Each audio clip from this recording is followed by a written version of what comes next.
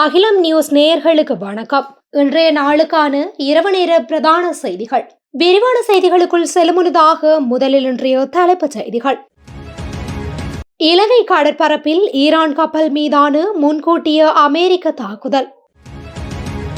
மத்திய கிழக்கு நெருக்கடியால் இலங்கைக்கு காத்திருக்கும் பேரிடி. திடீரென அதிகரித்த எரிபொருள் விலைகள் பொதுமக்களிடம் விடுத்துள்ள கோரிக்கை. நாட்டின் சில பகுதிகளில் 16 மணி நேர நீர்வெட்டு.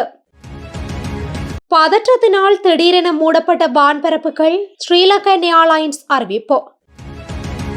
கொழும்பில் கோர விபத்து, மோட்டார் சைக்கிள் சாரதிக்கு நேர்ந்த கதி. பிரபல பாடசாலை ஒன்றில் குளவு கொட்டிக்கு இலக்காகி 20 மாணவர்கள். மஹிந்த மகன் ஜோஷித ராஜபக்ஷவுக்கு அதிகுத்த பத்திரிகை. இன்று முதல் அதிகரிக்கப்படும் பாடசாலை பேருந்து கட்டணங்கள். பல்கலைக்கழக மாணவர்களுக்கு மகிழ்ச்சி தகவல், வங்கிக் கணக்குகளில் வரவிருக்கும் பணம் தொடர்பான விரிவான செய்திகள். இலங்கை கடற்பரப்பில் ஈரான் போர்க்கப்பல் மீது அமெரிக்கா நடத்திய தாக்குதல் குறித்து இலங்கைக்கு முன்கூட்டியே அறிவிக்கப்படவில்லை என்று அமைச்சர் நலிந்த ஜாயதிச தெரிவித்துள்ளார். இன்று நடைபெற்ற அமைச்சரவை முடிவுகளை அறிவிக்கும் செய்தியாளர் சந்திப்பில் கலந்து கொண்டு அமைச்சர் இதனை தெரிவித்துள்ளார். தாக்குதல் தொடர்பாக அமெரிக்க பாதுகாப்பு பிரிவினர் இலங்கைக்கு எந்தவொரு அறிவிப்பையும் விடுக்கவில்லை என்று கூறியுள்ளார். 2 நாடுகளுக்கு இடையே போர்ச்சூழல் நிலவும் போது ஒரு நாடு மற்றொரு நாட்டின் மீது தாக்குதல் நடத்துவதற்கு முன்னர் அது குறித்து 3ஆம் நாடு ஒன்றிற்கு அறிவிப்பதில்லை என்றும் அமைச்சர் குறிப்பிட்டுள்ளார். கடற்படைக்கு எவ்வாறு குறிப்பிட்ட தகவல் கிடைத்தது என்று தெரியாதெனவும், ஆனால் அந்த பகுதியில் சடலங்கள் மற்றும் சில உயிர்காக்கும் அங்கிகள் மிதப்பதாக கிடைத்த தகவலின் அடிப்படையிலேயே கடல்சார் மையத்திற்கு செய்தி கிடைத்ததாகவும் விளக்கம் அளித்துள்ளார். உலக சந்தையில் கச்சா எண்ணெய் விலை வேகமாக அதிகரித்து வருவதால் பண்டிகை காலம் வரை நாட்டில் எரிபொருள் விலை உயர்வை தாமதப்படுத்தக்கூடாது என பொருளாதார நிபுணர்கள் தெரிவித்துள்ளனர். கொழும்பு பல்கலைக்கழகத்தின் பொருளாதாரத்துறையின் பேராசிரியர் பிரியங்க துணுசிங்க நேற்று தொலைக்காட்சி நிகழ்ச்சியொன்றில் கலந்து கொண்டு கலந்துரையாடும் போதே இதனை குறிப்பிட்டுள்ளார். இத்தகைய பின்னணியில் நாட்டின் எரிபொருள் விலைகள் உயரும் சூழ்நிலைக்கு தயாராக அரசாங்கம் அவசர நடவடிக்கைகளை எடுக்க வேண்டும் என அவர் குறிப்பிட்டுள்ளார். உலக சந்தையில் எண்ணெய் விலைகளுடன் ஒப்பிடும்போது அதிகரித்து வருவது தெளிவாகின்றது. கடந்த வெள்ளிக்கிழமை பேரண்ட்ஸ் கச்சா எண்ணெயின் பீப்பாய் விலை $92 முதல் $93 இடையில் இருந்தது. திங்கட்கிழமை சந்தை திறக்கப்பட்டவுடன் அது $115 அதிகரித்துள்ளது. அதற்கமைய உலகளவில் மற்றும் உள்நாட்டில் எரிபொருள் விலைகளில் அதிகரிப்பு. இது முக்கியமாக பெட்ரோல், டீசல் மற்றும் எரிவாயு ஆகும். மறுபுறம் எரிபொருளை பயன்படுத்தி உற்பத்தி செய்யப்படும் மின்சாரமும் அதிகரிக்கும் என்று எதிர்பார்க்கப்படுகின்றது. அதற்கமைய இலங்கையில் எண்ணெயை பற்றி நாம் சிந்தித்தால் பெட்ரோல் 92 விலை சராசரியாக 360 தொடக்கம் $370 வரை அதிகரிக்க வாய்ப்புள்ளது. இதன் விளைவு ஆச்சரியமல்ல. அதில் ஒவ்வொரு தயாரிப்பு மற்றும் சேவையின் விலையும் அதற்கேற்ப அதிகரிக்கும். எனவே உலகம் முழுவதும் மற்றும் இலங்கை அதிக பணவீக்க சூழ்நிலையை எதிர்கொள்ள வேண்டியிருக்கும். செலவு பிரதிபலிப்பு முறையில் விலைகளை அதிகரிக்க எதிர்பார்க்கின்றோம் என்று கொள்கை வகுப்பாளர்கள் ஏற்கனவே யோசனையை முன்வைத்துள்ளனர். உலக சந்தையில் எண்ணெய் விலை அதிகரிப்புக்கு இணையாக நாம் உள்நாட்டில் எண்ணெய் விலையை உயர்த்த வேண்டும். ஆனால் எதிர்காலத்தில் எண்ணெய் விலையை உயர்த்தும் போது கொள்கை வகுப்பாளர்கள் என்னென்ன விருப்பங்களில் கவனம் செலுத்த வேண்டும் என்பது குறித்து நாம் விவாதிக்க வேண்டும். ஏப்ரல் பண்டிகை காலம் வரை இதை தாமதப்படுத்தக்கூடாது. விரைவாக செய்து ஒரே நேரத்தில் ஒரு பெரிய அழுத்தத்தை கொண்டு வருவதை விட ஏதாவது ஒரு வழியில் அழுத்தத்தை பரப்புவது நல்லது என்பதால் முடிந்தால் அதை விரைவில் செய்ய வேண்டும். இல்லையெனில் உற்பத்தி சரிவு பிரச்சினை மிகவும் கடுமையான சூழ்நிலையாக இருக்கும் என அவர் மேலும் தெரிவித்துள்ளார். மத்திய கிழக்கில் போரை அடுத்து ஏற்பட்டுள்ள எரிசக்தி நெருக்கடியை சமாளிக்க முடிந்தவரை சிக்கனமாக எரிபொருளை பயன்படுத்துமாறு இலங்கை பெட்ரோலிய கூட்டுத்தாபன தலைவர் ராஜகருணா பொதுமக்களிடம் வேண்டுகோள் விடுத்துள்ளார். எரிபொருள் விலை உயர்வு குறித்து இன்று ஊடகங்களுக்கு கருத்து தெரிவித்த அவர் எரிபொருள் பயன்பாட்டை முடிந்தவரை குறைக்க நடவடிக்கை எடுக்க வேண்டும் என்று குறிப்பிட்டுள்ளார். எரிபொருள் பற்றாக்குறை ஏற்படும் என்ற அச்சத்தில் கடந்த சில நாட்களாக மக்கள் அதிகமாக எரிபொருள் வாங்கியமை இந்த விலை உயர்வுக்கு குறிப்பிடத்தக்க தாக்கத்தை ஏற்படுத்தியதாக கூறியுள்ளார். எரிபொருளை சிக்கனமாக வாங்கியிருந்தால் இந்த மாத இறுதி வரை இருந்த விலையில் எரிபொருளை வாங்க முடிந்திருக்கும் என்று அவர் தெரிவித்துள்ளார். இருப்பினும் தற்போதைய எரிபொருள் நெருக்கடி முழு உலகையும் பாதித்து வருவதால் கூட்டு நடவடிக்கை எடுக்காவிட்டால் கடுமையான ஆபத்துக்களை எதிர்கொள்ள நேரிடும் என்பதால் நுகர்வை மட்டுப்படுத்துமாறு பொதுமக்களிடம் மீண்டும் ஒருமுறை கேட்டுக்கொள்வதாக வேண்டுகோள் விடுத்துள்ளார். நீர்கொழும்பு மற்றும் கட்டான பகுதிகளில் 16 மணி நேர நீர்வெட்டு நடைமுறைப்படுத்தப்படவுள்ளதாக தேசிய நீர்வளங்கள் மற்றும் வடிகால் அமைப்பு சபை தெரிவித்துள்ளது. அதன்படி எதிர்வரும் 12ஆம் திகதி காலை 8 மணி முதல் நள்ளிரவு 12 மணி வரை 16 மணி நேர நீர்வெட்டு விதிக்கப்படும் என்று அறிவிக்கப்பட்டுள்ளது. இந்த நிலையில் நீர்கொழும்பு மாநகர சபை, கட்டான பிரதேச சபை மற்றும் அதியாவல, யங்குருவல, களுவாரிப்புவ, மிரிஸ்வத்த, கூங்கொடமுள்ள, ஹல்பே, ஆண்டிமுள்ள, அம்பலையாபய, தோப்புவ, வாய்க்கலை ஆகிய கிராம சேவையாளர் பிரிவுகளுக்கு உட்பட்ட அனைத்து பகுதிகளிலும் நீர் விநியோகம் தடைபடவுள்ளது.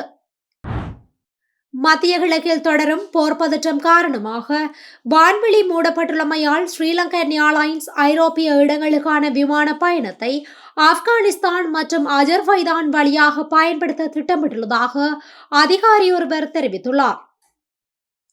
ஈரான் மீதான அமெரிக்க இஸ்ரேலின் கூட்டு தாக்குதல் காரணமாக மத்திய கிழக்கில் வான்வெளி பெரும்பாலும் மூடப்பட்டுள்ளன. வான்வெளி மூடப்பட்டதன் விளைவாக மத்திய கிழக்கில் உள்ள நகரங்களுக்கு வரையறுக்கப்பட்ட எண்ணிக்கையிலான விமானங்கள் மட்டுமே இயக்கப்படுகின்றன. நேற்று 7 விமானங்கள் மட்டுமே திட்டமிடப்பட்டன. இந்நிலையில் ஸ்ரீலங்கன் ஏர்லைன்ஸ் ஐரோப்பிய இடங்களுக்கான விமான பயணத்தை ஆப்கானிஸ்தான் மற்றும் அஜர்பைதான் வழியாக பயன்படுத்த திட்டமிடப்பட்டுள்ளதாக தெரிவிக்கப்படுகின்றது. இதேவேளை வழித்தட மாற்றம் காரணமாக லண்டனுக்கான விமான பயணத்தின் நேரம் 1.5 மணி நேரம் அதிகரித்துள்ளதாகவும் கூறப்படுகின்றது. பதற்ற நிலை காரணமாக வான்வெளி மூடல் சுற்றுலா பயணிகளின் வருகையை கடுமையாக பாதித்துள்ளதாகவும் கூறப்படுகின்றது. கொழும்பு ரணாள பகுதியில் இடம்பெற்ற கோர வீதி விபத்தில் மோட்டார் சைக்கிளில் பயணித்த 34 வயதுடைய இளைஞர் ஒருவர் உயிரிழந்துள்ளார். நேற்று கொழும்பு நோக்கி பயணித்த பேருந்துடன் எதிரே வந்த மோட்டார் சைக்கிள் நேருக்கு நேர் மோதியதிலேயே இந்த விபத்து சம்பவித்துள்ளது. இதன்போது பலத்த காயமடைந்த மோட்டார் சைக்கிள் சாரதி உடனடியாக அங்கிருந்தவர்களால் மீட்கப்பட்டு நவகமுவ வைத்தியசாலையில் அனுமதிக்கப்பட்டார். எனினும் அங்கு சிகிச்சை பலனின்றி அவர் உயிரிழந்துள்ளார் என்று வைத்தியசாலை வட்டாரங்கள் தெரிவிக்கின்றன.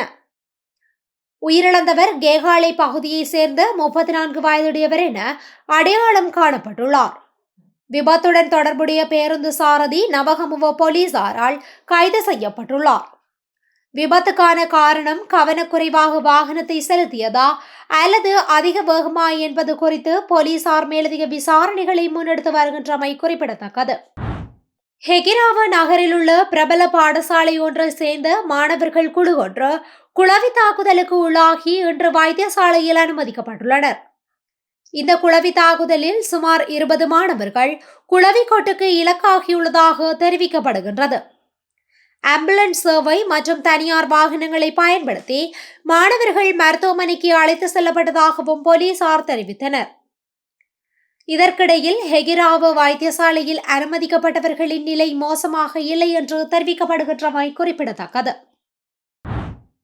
முன்னாள் ஜனாதிபதி மஹிந்த ராஜபக்ஷவின் இளைய மகன் ஜோஷித ராஜபக்ஷ தனியார் வங்கி கணக்கொன்றில் 17 மில்லியன் ரூபாய் பணம் வைப்பிலிட்டமை தொடர்பாக தாக்கல் செய்யப்பட்ட வழக்கின் குற்றப்பத்திரிகை இன்று கோமாகம மேல் நீதிமன்றத்தில் சமர்ப்பிக்கப்பட்டது. இதன்போது பிரதிவாதியான ஜோசித ராஜபக்ஷவை தலா 2 லட்சம் ரூபாய் ரொக்க பிணையிலும் தலா 50 லட்சம் ரூபாய் பெறுமதியான 2 சரீர பிணைகளிலும் விடுவிக்குமாறு ஹோமாகம மேல் நீதிமன்ற நீதிபதி கிருஷாந்தி அமரதுங்க உத்தரவிட்டார். மேலும் எதிர்வரும் 19ஆம் திகதி முதல் நடைமுறைக்கு வரும் வகையில் ஜோஷித ராஜபக்ஷவுக்கு வெளிநாட்டு பயண தடையினை விதித்த நீதிமன்றம் ஒவ்வொரு மாதமும் முதல் மற்றும் 3வது ஞாயிற்றுக்கிழமைகளில் குற்றப்புலனாய்வு திணைக்களத்தினால் முன்னிலையாக வேண்டும் எனவும் கட்டளையிட்டுள்ளது.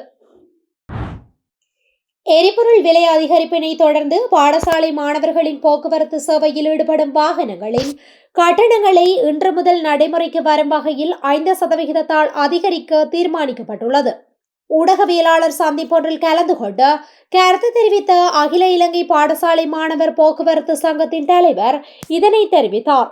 இது தொடர்பில் கருத்துரைத்த அவர், இதற்கு முன்னர் பலமுறை எரிபொருள் விலையில் மாற்றம் ஏற்பட்ட போதிலும் நாட்டின் சூழ்நிலையை கருத்தில் கொண்டு போக்குவரத்து கட்டணங்களில் மாற்றம் செய்யவில்லை என குறிப்பிட்டார். இருப்பினும் இந்த முறை டீசல் விலை 22 ரூபாவினால் அதிகரிக்கப்பட்டுள்ளதால் போக்குவரத்து கட்டணத்தையும் அதிகரிக்க வேண்டிய நிலை ஏற்பட்டுள்ளதாக அவர் மேலும் தெரிவித்தார். ஏனைய சங்கங்களுடன் கலந்தாலோசித்த பின்னரே இந்த முடிவு எடுக்கப்பட்டதாகவும் அதன்படி குறித்த கட்டண திருத்தம் இன்று முதல் அமலுக்கு வருவதாகவும் தெரிவித்துள்ளார். பல்கலைக்கழக மாணவர்களுக்கு அதிகரிக்கப்பட்ட மகவள புலமை பரிசில் கொடுப்பனவு இன்று வங்கிக் கணக்குகளில் வைப்பிலிடப்படவுள்ளதாக உயர்கல்வி அமைச்சு அறிவித்தது. அதேவேளை முன்னதாக 2026 ஆண்டுக்கான பாதீட்டில் மகாபல புலமை பரிசில் கொடுப்பனவு 7500 ரூபாவிலிருந்து 10,000 ரூபாவாக அதிகரிக்கப்பட்டது. இந்த அதிகரித்த கொடுப்பனவு கடந்த ஜனவரி மாதம் முதல் நடைமுறைக்கு வருவதாக அறிவிக்கப்பட்டுள்ளது. அதன்படி 2026 ஜனவரி மாதத்திற்குரிய 10,000 ரூபாய் புலமை பரிசில் கொடுப்பனவு மாணவர்களின் வங்கிக் கணக்குகளில் இன்று வைப்பு செய்யப்பட்டுள்ளமை உயர்கல்வி அமைச்சு அறிவித்துள்ளது. இத்துடன் இன்றைய நாளுக்கான இரவு நேர பிரதான செய்திகள் நிறைவடைகின்றன. தொடர்ந்தும் இதுபோன்ற செய்திகளை உடனுக்குடன் அறிந்து கொள்ள அகிலம் நியூஸுடன் இணைந்திருங்கள். நன்றி, வணக்கம். அகிலம், மாற்றத்திற்கான மக்கள் குரல். இந்த வீடியோ பிடிச்சிருந்தா லைக் பண்ணுங்க, கமெண்ட் பண்ணுங்க, ஷேர் பண்ணுங்க. மறக்காம கீழே இருக்க பெல் ஐகானை கிளிக் பண்ணுங்க.